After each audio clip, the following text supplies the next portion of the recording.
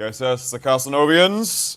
Yes, the Casanovians. All right, let's just make this as tangible and as practical as possible. So what we're going to do in this relatively short live stream is I'm just going to give you some conversational gambits, things that you can use in your cold approach conversations this week, because a problem you'll find is, first of all, you're struggling to start the conversation, yeah? You've got the dreaded approach anxiety, which isn't real, remember? You don't have approach anxiety, you just lack practice. Approach anxiety is this fake illness the dating industry prescribed to you to try and convince you to buy a course that you don't need. So you don't have approach anxiety, you just lack practice. If you're struggling, if you've got a lot of resistance to approaching girls right now, it's probably because you've not done 100 direct cold approaches yet. That's what it takes if you want to develop proficiency with cold approach, because you don't want to be using apps, nightclubs, or try to shag Susie through your social circle. 100 direct cold approaches, get them done. You don't need more information,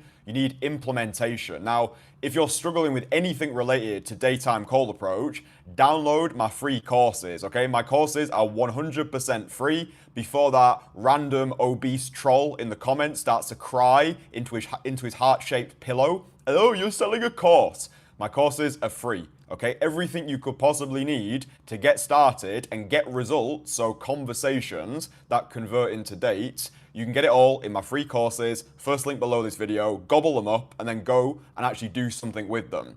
So once you can start approaching and you don't have this resistance as much anymore, then the next problem you're going to encounter is, what the fuck do I actually say? Like, I've got this girl's attention, she seems receptive to my compliment, now what? Like, what do I say now? She's looking at me like a beautiful rabbit, and I don't know what to say. So, we had our Entourage group coaching call yesterday, and one of our guys, he was sending his audios into our private WhatsApp group so we can all give him feedback. And his open is really strong now, okay? This is a guy who's 50 years old. He took some coaching last year with a different coach, and it was absolute dog shite. Worked with me in London in October of this year. He's now had his first date from cold approach in his home city in the UK, which was a huge achievement for him. And now he's going out, he's hitting it hard. And the thing that we noticed in his conversations was his open is strong. It was just the conversation side of things that needed some improvement. So what was happening in his conversations is he wasn't really getting a lot of investment from the women. It was very much go over, a little bit of chat, and then try and go for some form of contact detail. So what we said to him is, listen, dude, when you're in these conversations, a really simple thing that you can do to have a longer conversation is tell the story of you, okay? So the guy in question is a teacher. And sometimes what guys forget is they forget that you can talk about yourself in the conversation. Like, guys will watch my conversations and they'll be like, oh, dude, you talk way too much about yourself. No, you need to do this because the girl has got zero context of you. A conversation without context will result in failure. This is why having, remember, compelling Instagram profile, you can bypass a lot of the shit that comes along with cold approach if you just have a compelling Instagram profile. Like, you can have mediocre conversations, but if your profile is a banger, then it will do a lot of the talking on your behalf. Just type in Christian Casanova Instagram. I've got a full free guide on how to create a compelling Instagram profile, which does a lot of the heavy lifting for you. So what we said to our guy was, listen, you're a teacher, and this is a guy who he's passionate. He's passionate about his job. He loves what he does. He feels as though he's making a difference in his community and also to the lives of his pupils. So what we said to him was, start talking about this more in your conversations, okay? So once you've gone over, you've given the girl a compliment, maybe you've walked over, you say, hey, excuse me, you look incredible. Remember, the way that you open the conversation does matter. So you don't want to be going in there with this gay best friend, closet heterosexual, permission seeker energy, like, oh, excuse me, oh, you look, no, cut all that bullshit, dude. It's, excuse me, you look incredible. Low intonation at the end as well, right? Like, you look incredible, you look amazing, you look fucking insane, right? And then just let that sit for a little bit, okay? Now, if you're thinking, right, what do I say now? I've got her attention. She's receptive to my invitation. So what we said to our guy, we'll call him Freddie, is just bring in a little bit of context about yourself. Yeah. So listen, you look amazing. Yeah, I just saw you walking past. I'm off for the weekend. Like work has been crazy, but I love it. I mean, I don't know about you, but I've got a job at the moment, and I'm a teacher. And yeah, I don't know what it is, but I just feel as though when I'm working with my pupils, I'm really having a huge impact on their future. Because I remember when I was at school, and I didn't get the best grades, but I had this one teacher who they took me to the side one day and they said, Christian, you are really good at English, right? And it was just that belief that that person had in me that inspired me to take it all the way to university level. I did very well eventually academically, not because I was a gifted student, but for the first time I found somebody who actually believed in me. So that's the type of thing that I try and install into my students now. I don't know if that makes sense. So what I'm doing there is I'm bringing in personal context about who I am, the man behind the approach, and I'm talking about something I'm passionate about, because something that I've found is women don't necessarily give a fuck about what your passion is. They just give a fuck that you're passionate about something. So once you've gone over, you've delivered the compliment, she likes it, the thing that I get my clients to do is tell the story of them. Yeah. So talk about something that is related to you. Maybe it is your job. Maybe you're super passionate about your work. Maybe you've just gone to a new city. Maybe you're approaching in a brand new city. Maybe you live in London and you've gone to Barcelona. Just say, I've just arrived in Barcelona, completely new to the city. Like travel is always something that appealed to me. Like I've never been one of these people who just wants to stay stuck. Do you know what I mean? Because a lot of people in my hometown, they've got this, it's like this small town mentality, almost like this crabs in a bucket where they're scared of the world. And I feel as though we live in a world of opportunity right now where if you really want to, you can go anywhere you want. Travel is a great topic to talk to women about, especially if you're cold approaching right now in the depths of winter in the UK. You don't necessarily need to talk about right now, but who does she want to be? Where does she want to go? What's the fucking hopes and dreams? Like, if you could wake up tomorrow and be anywhere in the world, where would it be? Paint me a picture of your ideal reality. And she might say, oh, I really want to be in Puerto Rico sipping pina coladas. A really great thing you can say as well is when you do get a conversation going, so you've started to tell the story of you. Oh, I'm a teacher, I'm an entrepreneur, I'm building this business at the moment, I'm traveling. Really good thing is like once you brought her into the conversation, you can do this like something along the lines of, I don't know about you, but travel is something which is really important to me. Right? And then she'll naturally start to gravitate into the conversation. And then she might say something like, yeah, travel is one of my favorite things to do. Like since I was younger, I've always wanted to get out. And then you don't need to be a conversation expert. If you can just remember, the best question to ask somebody is why. Okay, why is one of the most powerful single words that you can use because it has a lot of different functions. Like asking somebody why, it can be to display curiosity, right? Everybody's favorite topic is themselves. So if you say why to somebody, it shows a level of interest for them. It also can form as a qualifier as well. So if a girl's like, oh, I'm really into yoga, why? And you can even follow it up with something like, is it because you're spiritual or are you just one of those girls who follows trends? And then you can challenge a little bit more. This is great as well for guys who would self-label themselves as being nice, like too nice in conversations. A lot of these nice guy tendencies, by the way, you'll be able to overcome them a lot by just slowing the fuck down.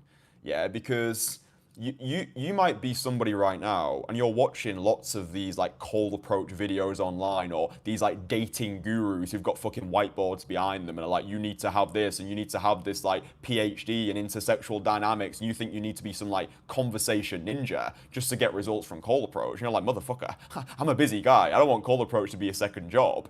You don't need to be like an expert conversationalist here. But really, if you can keep it into your mind that the way that I teach cold approach, I just keep things stupidly simple. Really, the only thing that matters through my philosophy is the open and the close, okay? That's like 80% of the approach. The conversation element is more for the girl's benefit, so she can find out a little bit more about you. But you can bypass a lot of this by just having a great Instagram profile, right? In the modern world, if you're an interesting guy who's living an interesting lifestyle and you are interested in other people, and you've got an Instagram profile which showcases the life that you've built, cold approach becomes piss easy, right? Then really for you, it's just about overcoming that initial inertia of doing the approach and then staying in the conversation longer than your anxiety wants to, right? Because this is what happens with a lot of guys is you're in the conversation and then you feel this weird energetic feeling which it feels as though you're being forced by your mind to exit the conversation too early. And that might be because your mind is starting to go blank. This is what happens all the time. My mind goes blank all the time. I developed this thing when I was first learning cold approach. I called it my mind blank move, right? So let's say I approached a woman back in 2020 in Leeds, and let's say 30 seconds into the conversation, I didn't know what to say. My mind had gone blank. I just used the thing that I called the mind blank move, and guess fucking what? All it means is you just say to the girl, fuck, my mind's gone blank. Come on, help me out here, otherwise we're gonna have to start talking about hashtag feelings in our families.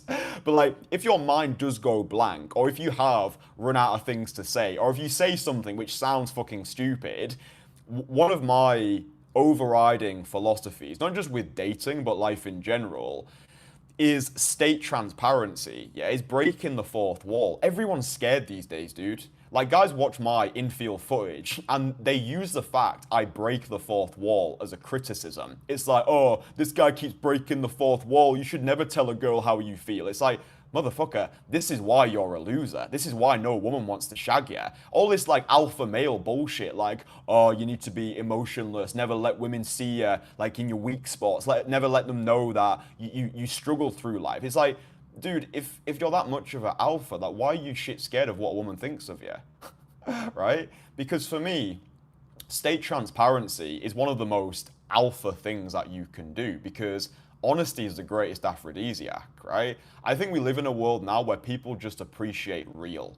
I think there's so much fakeness online. This is why, dude, I'm one of the few people in the dating industry who is still posting consistent quality infield footage, right? Most of these bozos online who claim to be coaches or gurus, you never even see them in the field. You never see them put out rejection reels. You never see them struggle. You never see them be as honest as fuck. Like, hey, I used to be a porn addict. I used to have erectile dysfunction. There's plenty of moments in my life where I'm still insecure, where I still struggle with things.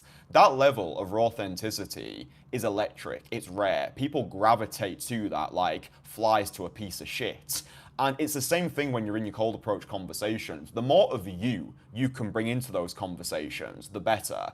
Because the problem with all this old school game advice is it taught the 10-minute sales pitch, right? It taught you how to pretend to be the version of yourself that you thought she wanted you to be. But all that happens is you get good at pretending, right? And at some point, the mask slips, right? At some point, after you've been on a couple of dates with this girl, she realizes it wasn't the real you that she fell for. She fell for an idea of you. So the way that I teach this is radical, lethal, ruthless authenticity. Whatever's in your mind, just fucking say it, dude, and then calibrate after the fact. This is a great piece of conversational advice, and it'll save you so much time, so much overthinking, so much wasted effort, or even it'll save you so much regret. Everybody wants to calibrate before the fact. Imagine you want to say a joke, right? Imagine, like, I have a line that I say, which is, I help guys turn lovers into strangers faster than a priest deletes his browsing history. I think that's funny. Some people might get offended by it. Who gives a fuck? But, like, if I was in my head thinking, oh, I can't say that, I shouldn't say that, then I would just be a castrated lemon, right? So I just calibrate after the fact. If I say something and I've clearly offended somebody, then I could just follow it up with something like, oh, you look offended by that, loser. But like, a lot of guys, they're scared to say something. They're scared of saying the wrong thing or making the wrong move, because it's almost like they're prophesizing the result ahead of time. the best thing you can do is just say something, and then if it doesn't land, work it out after the fact. So calibration after the fact is way better. So you might say to a girl, like you might challenge a girl, like the thing that I said before, like, oh, you're into yoga. Oh, are you spiritual, or are you just following trends? Or she might be like, oh, I'm gonna go to Zara, pick up some new jeans. Oh, you're one of those girls. Fuck's sake. And let's say she does get offended. It's like, okay, there, don't worry. Like, we can still be friends. It's okay. So that you can just calibrate after the fact. I'm just riffing here, but in the free course below, I go over all of my coherent conversational gambits. So we talk about parroting, we talk about situational springboarding, we talk about situational chin. I've got these exclusive infield demonstrations. So if you are somebody right now, you've got lots of approach anxiety, you don't know what the fuck's going on, you've not done 100 call approaches yet, then just download Conversation Killer. It's the best beginner course that is available, and it's completely free. It blows all of these other paid programs out the fucking window. So yeah, just get Conversation Killer. It's the best course to get started and start having conversations that convert. There was something else that I was going to say as well. Fuck it, my mind's gone blank, no idea. Yeah, like when you are in your conversations and your mind has gone blank, or let's say, for example, you know, I was saying before about state transparency. I essentially built a career out of honesty, right? Because when I was first starting Cold Approach, I just used to speak whatever was on my mind. So let's say I went out into the field one day and I was hungover. Let's say I felt nervous to approach. Let's say I didn't feel as though I was in a social state. That would be what came out my mouth. I wouldn't try and wrap it up. I wouldn't try and wrap it up, dirty bastard. I wouldn't try and pretend. I wouldn't try and present myself as this like stone cold robotic alpha. I walk over to a girl, be like, oh yeah, listen, I wasn't in the mood for doing this, but you look fucking amazing. What are you up to today? Or if my mind went blank, listen, I've run out of shit to say. Do you want to go get a drink another time? Or if I remember the way that I got my very first girlfriend, a girl that I should never have got. This is when I was 18 and I was an absolute cretin. The first conversation I had with my girlfriend back then was she came through the doors of a house party, and I said to her, "Hey, I've got freshers flu at the moment. I can't stop shitting myself. Do you want to have a thumb war?" She was like, "Fuck yeah, let's have a thumb war." And this girl was like way out of my league. Like the people that I used to live with at university. I remember we went on a night out once. They looked at her, they looked at me, and they're like, "Christian, how the fuck did you get her?" I'm like, "Mate, state transparency, dude." She's like. So yeah, this is just what works for me, by the way. I'm not saying you need to go out there into the field and become these little miniature versions of me. Really, I'm trying to teach you how to teach yourself. Conversational Killer is better for this. Like, if these are tried and tested conversational gambits that you can just throw into conversations, have longer conversations which build investment, make the girl actually want to see you again. There's also loads of exclusive infield footage that I've not posted on YouTube. So Conversational Killer is your best friend here. But I love state transparency, all right? I love just being able to strip back all the bullshit, strip back the facade, be like, listen, this is me, this is where I'm at in the moment. I remember, geez, man, it's like, people get triggered by anything. This is what I've noticed. Like, you could be Mother Teresa, you're gonna get fucking haters. I remember when I put some infield footage out in Oslo, I posted this infield of me getting this Norwegian bird's number. And in that conversation, I said to her, yeah, listen, I'm traveling the world now, but once upon a time, I was working in a zoo, cleaning lemur shit off toilets. And these like mind-dead trolls in the comments were like, oh, you should never say that, bro. You need to be high value. I'm like, dude, chill. Like, if I used to clean, I used to clean lemur shit off toilets. I used to work at a zoo. I used to work at a caravan park. Like, I think guys have got this incessant need for control, for controlling the narrative, terrified of what women, people, the fucking media, like, everyone's scared these days, right? And this is why when guys see me online, when they see my live streams, when they see me in the field, when they see me just spitballing my way through life, it triggers them so much, because what I am is I'm a reflection of who they could be. Yeah, they see me in the field taking bold risks, being a confident motherfucker, saying whatever's on my mind, and it's like, whoa, I wish I had that level of confidence, but they wrap it up in some other ways. Like, oh, this guy's insecure, this guy's narcissistic, this guy's delusional. I'm all those things, dude. I make it very apparent on these streams. Like, there's nothing people can say to me anymore that mildly offends me, right? I've heard it all before. Like, what else are you going to say? I've said most of it about myself on these streams anyway. I think out of everybody who puts content out in this space, I don't think you can ever criticize me for my honesty, right? You already know everything about me. I put it out onto these live streams on a daily basis. And this is why when I go into my cold approach conversations, I can be raw authentic because it's not something I do, it's something that I am. Yeah, and this is why it's not just about there to cold approach, to have your cold approach conversations, do your 10 sets and then clock off, like hang your day game costume up. This is a way of being, okay? This mindset of guys like, oh, does cold approach work? Define cold approach, right? Because the way I define cold approach is starting a conversation with a stranger.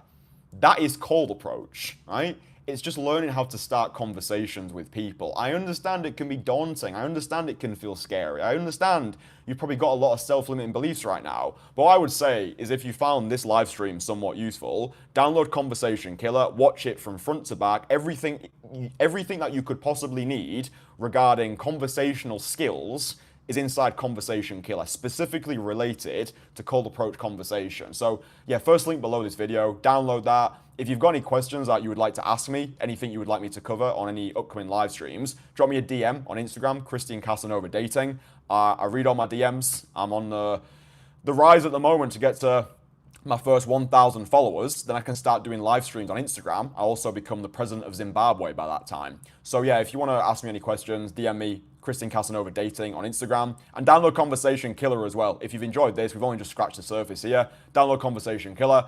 I'm doing a live stream every single day of the year until my birthday on the 12th of January when I turn 87 years old and I become a shriveled prune. All right, love you. Bye.